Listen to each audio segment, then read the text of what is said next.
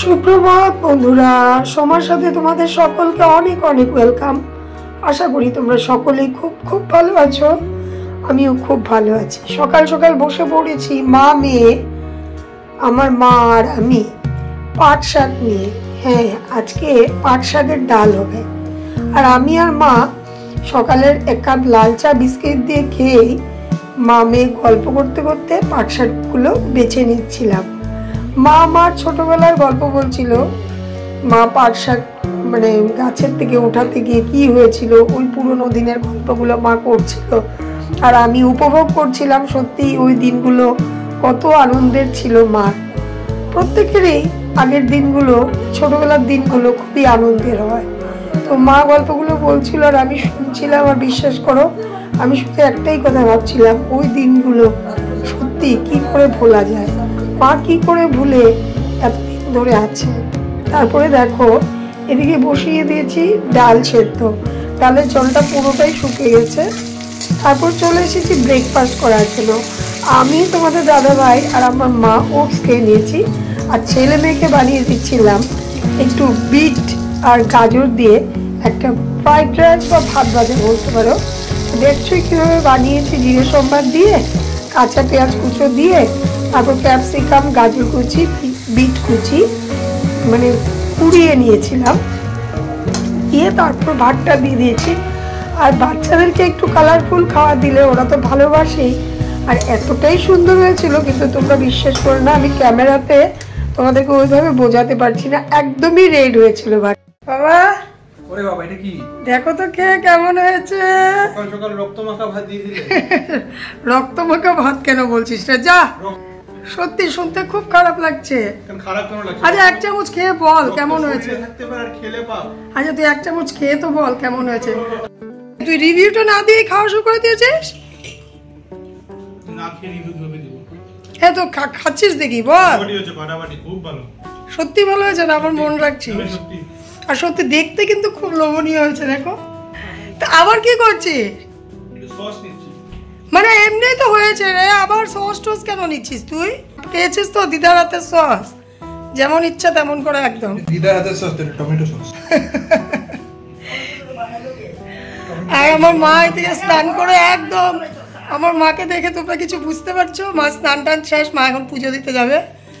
আর আজকে রান্নাঘরটা সামলাচ্ছি আমি, কিন্তু রান্নাঘরটা একটু তোমরা দেখো, মেলা মেলা মেলা দিল কা আটা হয়ে আছে, কি অবস্থা।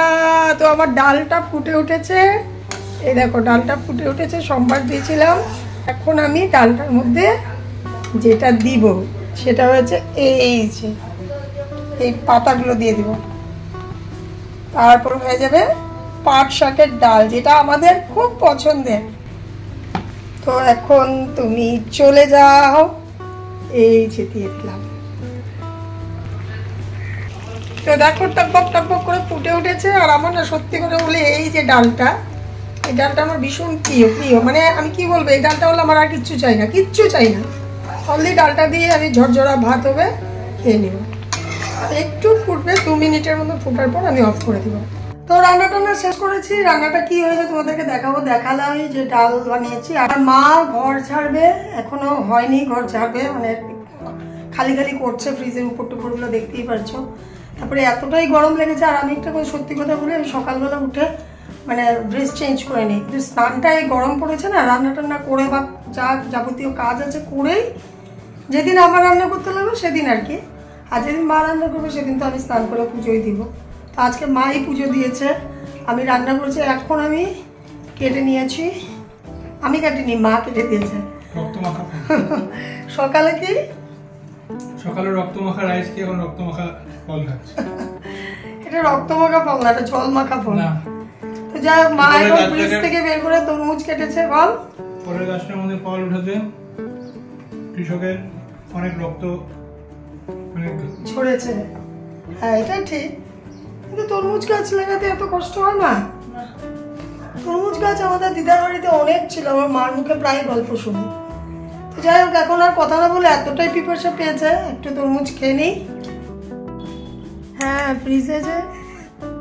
তো দেখো খেতে বসে পড়েছি। এই যে ভাজাটা করেছিলাম, যেটা সবার থালে দিয়ে দিয়েছি আমি, ঠিক আছে। আর এদিকে হয়েছে আজকে পলি মাছ দিয়ে, বিন দিয়ে, আলু দিয়ে, একদম পাতলা ঝোল যাকে বলে, এটা খেলে রক্ত হবে, একদম পাতলা ঝোল। আর এদিকে করেছি তোমরা তো দেখলেই ডালটা। আর গতকালকে চিকেন ছিল 2 পিসের মতো, চিকেন কষাটা এই যে দেখতে পাচ্ছ। এটা হচ্ছে ঋষি আর সৃষ্টি খাবে। আর এখানে আমি একটু করে টমেটোর চাটনি করেছি। আর এদিকে আছে টক দই। তো ভাত টাত খাওয়ার পর দুপুরবেলা একটু শুয়েছিলাম আর চোখটা একদমই লেগে গেছে। সত্যি শরীরটা খুব একটা ভালো না, আমার পিঠের ব্যথাটা খুব যন্ত্রণা দিচ্ছে। ডক্টর দেখিয়েছি, কিন্তু ডক্টর মেডিসিন দিয়েছে, কিন্তু আমি এখনও কিন্তু কোনো রকম আরাম পাইনি। তো ডক্টর বলেছে মেডিসিন খেয়ে যদি না কমে তাহলে একটা সোনোগ্রাফি করতে লাগবে। তো আমার খুব বিশ্বাস যে কমে যাবে। তো আমি ব্যানানা কেক আর চাটা খুব এনজয় করছিলাম। মা আর আমি একসাথে বসেই সকালের মতো খাচ্ছিলাম, কেন কি দাদাভাই চা খেয়ে চলে গেছে, তারপর আমি আর মা খাচ্ছিলাম। আর সত্যি বলতে এই যে এখন একটা গরম পড়েছে না, গরমে ফ্যান চলতে থাকে, তাই আর কথা বলতে ইচ্ছে করে না, কেন কি আমি নিজেই খুব ডিস্টার্ব পাই ফ্যানের আওয়াজে। এটা তোমরা সবাই জানো। চাটা খেয়ে ঘরে ফিরে আসলাম, মানে আমার রুমগুলোতে। সত্যি এতটা গরম পড়ে গেছে এবার, আর আমাদের এদিকে বৃষ্টির দেখা নেই। এত খারাপ লাগছে, চতুর্দিকে বৃষ্টি হচ্ছে, সবাই বলছে, আর আমাদের এখানে বৃষ্টির দেখা নেই। আর সবচেয়ে বড় কথা কি জানো, বৃষ্টি তো নেই হচ্ছে, চলো হবে, কিন্তু আমার গাছগুলো না একদম মনে হচ্ছে কি একদম বাড়ছেই না। মনে হচ্ছে একটু বৃষ্টি পড়লে বাড়বে, মানে শ্বাস পাবে এরকম একটা লাগছে। কেন কি আমাদের তো প্রচুর জল নেই যে আমি গাছগুলোকে একদম প্রচুরভাবে জল দিব। তোমরা দেখেছো অনেক ব্লগে আমি দেখিয়েছি যে আমি চাল ধোয়া জল, সবজি ধোয়া জল এগুলো বাঁচিয়ে রাখি, ওগুলোই গাছকে দেই। তার জন্য আমি ওয়েট করছি বৃষ্টি। তো যাই হোক, বসেছিলাম, হঠাৎ করে খেয়াল হচ্ছে, মনে হলো কি বসে থেকে লাভ আছে বলো তো। আর এখন বাজছে রাত 8টা। তো আমি ভাবছি এখন বসে বসে কিছু লাভ নেই। এই যে দেখো, দেখাই না, এই দেখো, এটার ভেতরে তোমাদের দাদা ভাইয়ের প্রচুর থেকে পাওয়া অনেক ট্রফি আছে, সৃষ্টি, ঋষি সবার আছে দেখো। কিন্তু ভিতরটা দেখো কি অবস্থা হয়ে আছে, যে বসে একটু এটা গুছাই, কিন্তু আমি না দেখে আমার মাথা ঘুরাচ্ছে। দেখো ভেতরটার কি অবস্থা হয়ে আছে, দেখো বাল ঢুকে আছে, চিন্তা করো। তো এই যে এই জায়গাটা তোমরা দেখো, কত কিছু মানে ঢুকিয়ে রেখেছি তার কোনো ঠিক নেই। তো ভাবছি একটু খুঁচিয়ে নেই জায়গাটা। এবার একের পর এক নামাচ্ছিলাম, আর কত যে খাজানা বের হচ্ছিল। আমার একটা খুব বাজে স্বভাব বলতে পারো, ভালো স্বভাব বলতে পারো, কোনো কিছুই আমি ফেলতে চাই না। সৃষ্টি ঋষির একদম ছোটবেলার জিনিসও কিন্তু এই ছোট্ট শোকেসটার ভিতরে আছে। যে আমার মনে হয় যখন সৃষ্টি ঋষি অনেকটাই বড় হয়ে যাবে, তখন ওদের এই জিনিসগুলো দেখলে একটা মেমোরি হয়ে থেকে যাবে। তাই আমি কোনো জিনিস ফেলি না, পেছনে রেখে দেই। যে কোনো সময়, আজকেই যখন আমি এগুলো খুলছিলাম, সৃষ্টি এসে দেখছিল আর একটা খুব সুন্দর হাসি দিয়েছিল, যেটা দেখার জন্যই আমি সব যত্ন করে রেখে দিই। এদিকে আমি শোকেসটা গুছাচ্ছিলাম, আর এইদিকে রাঘব ভিডিও কল করেছিল, সৃষ্টি, ঋষি সবার সাথে কথা বলছিল। তো আমিও চলে গেছি, ভাবলাম ছোট্ট ক্লিপটা তোমাদের জন্য নিয়ে নেই। কোথার থেকে ভিডিও ক্লিপ করেছে রাঘব, সেটা হচ্ছে আমার বোন। তোমাদেরকে কিছুদিন আগে বলেছিলাম যে আমার বোনেরা ঘুরতে যাচ্ছে, যার জন্য শপিং করেছে। হ্যাঁ, আমার বোনেরা আন্দামানে গেছে, ওখান থেকে কিন্তু রাঘব ভিডিও কল করেছে। তো বলছিল, রুম ট্যুর করাচ্ছিল, কোন রুমে আছে, এটাই তোমাদের সাথে একটু শেয়ার করে দিলাম। তারপর সব একে একে নামিয়ে যাচ্ছি। এই যে দেখো, অল্প নামাতে না নামাতেই কিন্তু ভিডিও কলটা এসেছিল। তো ওখানে একটু টাইমটা স্পেন্ড হয়ে গেল। আর এদিকে ক্রাউন দেখাচ্ছিলাম। হ্যাঁ সত্যি ক্রাউন আমাকে পরিয়েছিল একটা লেডিস গ্রুপ থেকে, বিউটি কুইন হিসাবে। হ্যাঁ, আমার লুকটা খুব সোভার অ্যান্ড সিম্পল ছিল, তার জন্য ওরা আমাকেই এই ক্রাউনটা পরিয়েছিল। আর এটা সৃষ্টির ছোটবেলার ফটো, 1.5 বছর বয়স ছিল, আমার বিয়ের বেনারসি পরে সরস্বতী পুজোতে ফটোটা তুলেছিল। তারপর দেখো আমি সমস্ত কিছু নামিয়েছিলাম, আর মিডিলে বসেছিলাম আমি, গোল হয়ে চতুর্দিকে পড়ে আছে।